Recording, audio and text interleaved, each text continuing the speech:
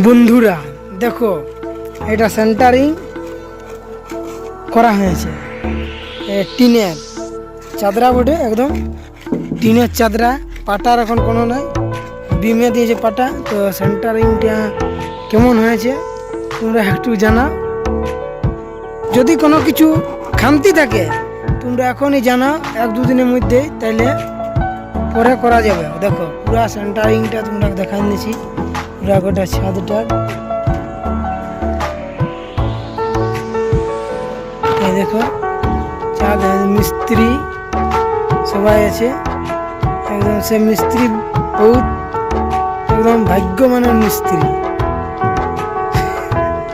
আর দেখো নিচে এটা আছে, এটা সিঁড়ি, আর এটা একটা সিঁড়ি হবে। এই দেখো দেখিলাম